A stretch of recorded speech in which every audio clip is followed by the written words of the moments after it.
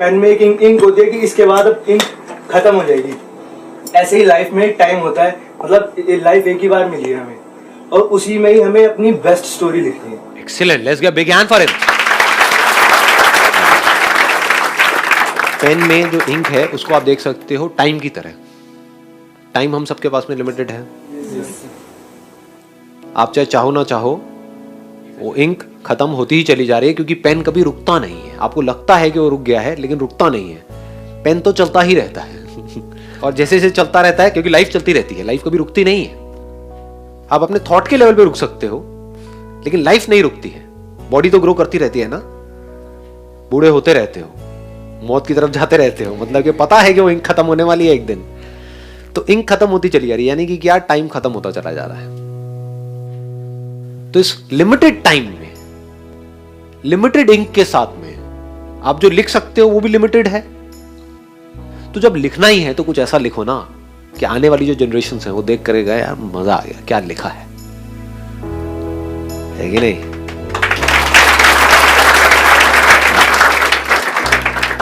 खुद को भी मजा आए पढ़ करके।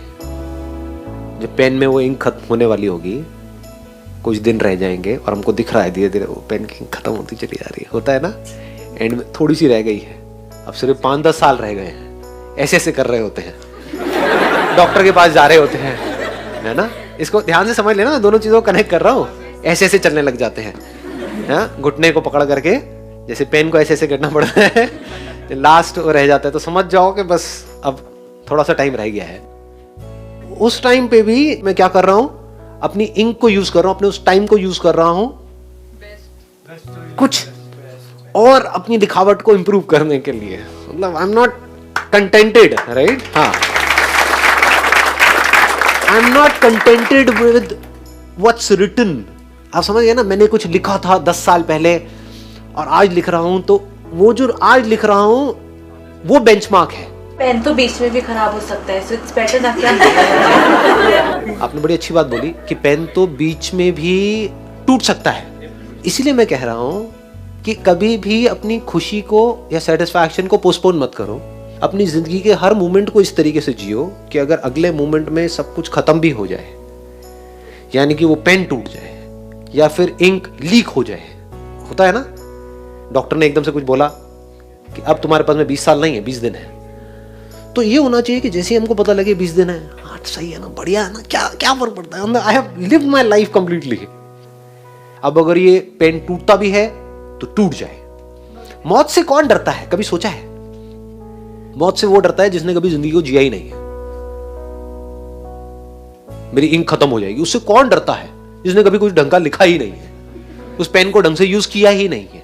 जिसने पेन को पूरी तरह से यूज कर दिया, इंक को पूरी तरह से यूज कर दिया, अब उसके अंदर कुछ बचा नहीं है कि अब मुझे ये करना बाकी रह गया है, तो अब वो बंदा पूरी तरह से तैयार है, अभी मौत आती है तो अभी आ जाए, क्योंकि I have lived my life completely, every single moment of my life completely.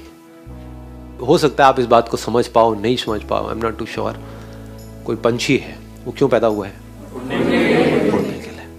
अगर तो उड़ा ही नहीं पूरी जिंदगी के लिए तो उसके अंदर एक उम्मीद रहेगी कि हाँ मैं किसी दिन उड़ूंगा तो उसको मरने का डर लगेगा, अरे अभी तो मैं उड़ा ही नहीं। लेकिन अगर वो पंछी एक बार पूरी तरह से उड़ गया, जिस लिए वो पैदा हुआ था, वो काम हो गया ना, खत्म, दी एंड। और जब वो ऐसे जिएगा तो वो मौत के साथ जिएगा, यानी जिंदगी और मौत अब उसके लिए अलग अलग नहीं है। अभी बहुत डीप हो जाएगा अगर मैं टच करूंगा, तो I am not too sure आप पकड़ पाओगे नहीं। मौत सुन के ही आप लोग डरने लगे हो, मौत मौत क्या बात है, आ रही बात समझ में आ रही है? असली जिंदगी वो है जहां पर कि आप अपने जिंदगी के हर पल को मौत के साथ जियो। मौत मतलब क्या? मौत किसे कहते हैं? हम कुछ छूट जाता है उसको मौत बोलते हैं। सब कुछ छूटने से डरते हैं ना कि छूट जाएगा, तो छोड़ने से कौन डरता है?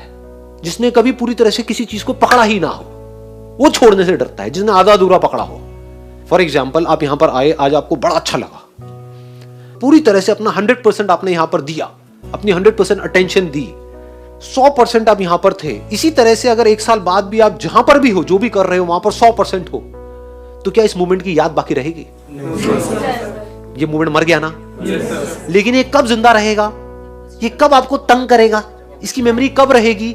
जब 1 साल बाद आप अपनी लाइफ को पूरी तरह से नहीं जी रहे होगे, तब आपके पास में इसकी याद बनी रह जाएगी।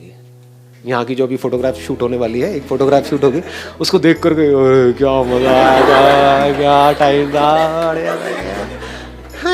तो आप कहाँ जी रहे हो? आप पास्ट में जी रहे हो। और फिर आपके अंदर एक उम्मीद पैदा होगी कि शायद फिर से इनके सेशन में मुझे जाने का मौका मिलेगा, तो फिर मेरे को उतना ही मजा आएगा जितना मेरे को 5 साल पहले आया था। ऐसे नहीं जीते हम। अपने माइंड को झांक करके देखो कि मैं उस हिल स्टेशन पे गई थी अपने फ्रेंड्स के साथ में, कितना मजा आया था। मेरे सारे फ्रेंड्स, रिलेटिव्स, हम सारे भाई बहन इकट्ठे थे और बड़े मजे किए थे हमने वहां पर उस शादी में। अब फिर वो 5 साल बाद उसकी शादी आएगी तो उसमें इतना मजा आएगा, लेकिन आता नहीं है। मानते हो ना?